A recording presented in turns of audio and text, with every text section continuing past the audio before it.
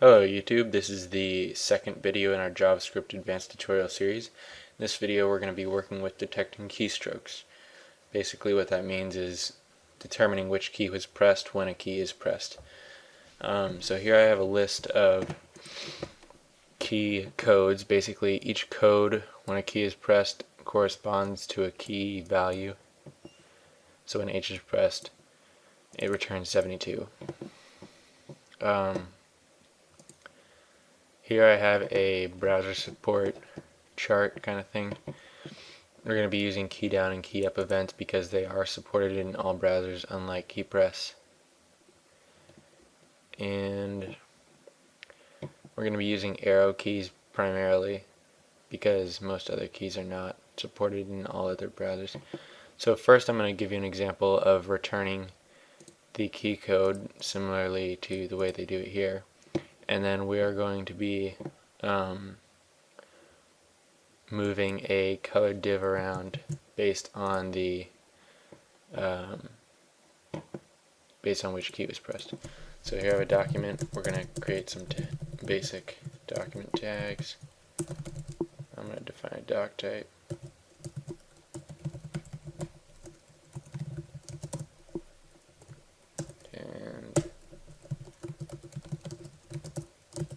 My body and head tags.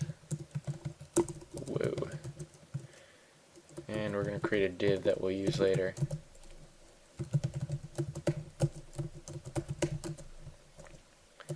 Title. KeyCode. Stuff. And a script tag. And a style tag. Alright, so let's get started here. I'm going to start by waiting for the window to load.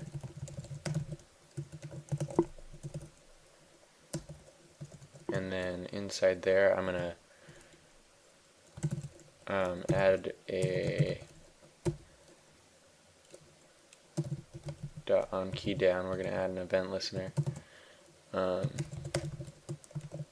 function, and we want to get the event when we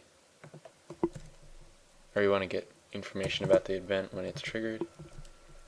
And now we can do stuff with E. So firstly we want to prevent the default action, and then we want to determine if the browser is Internet Explorer or or if it's another standard browser. And then if it's Internet Explorer, we want to use window.event instead of E.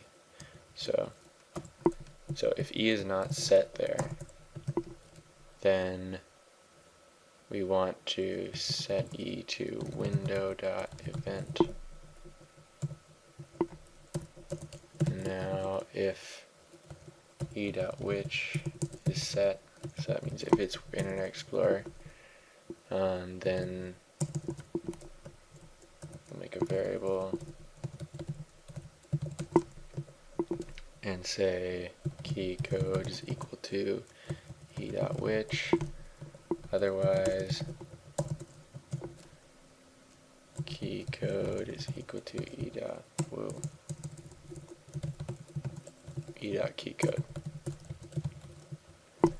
So now we have this keycode value, and we can see that by logging it out. Alright, so we go here, we get these key values, and I'm pressing the arrow keys now and getting 37 through 40 values. So those correspond to right here. Whoa. Okay. That's weird, whatever. So now we're going to move this div around based on that. So let's give it some style properties first.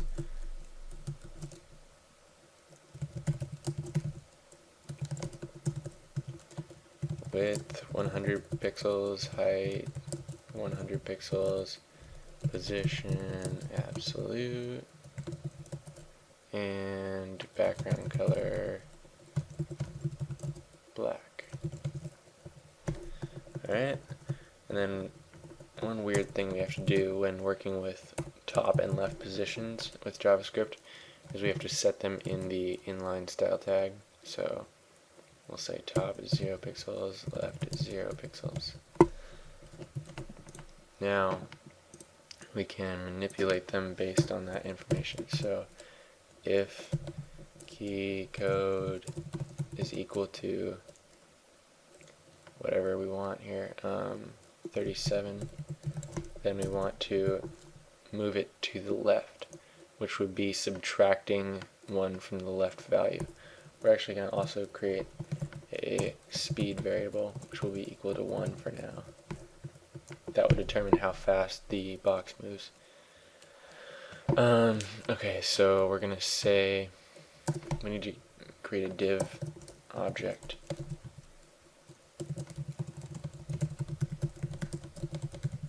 So we can mess with the style properties of it. And we're going to go down here, and so we're going to set the div.style.left equal to div.style.left plus speed.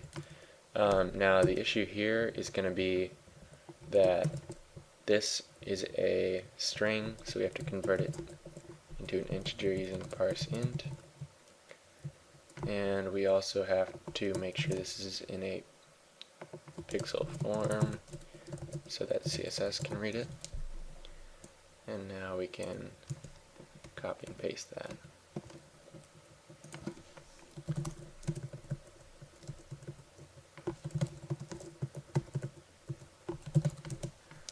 Alright, 38, 9, and 40.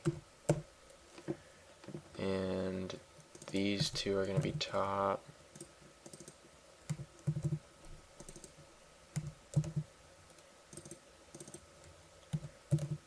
And these two are going to be minus. I think that's all we have to do.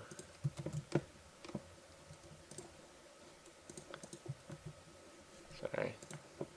Okay. What's going on here? Oh, I used div instead of div object for some reason. That's going to be fun changing.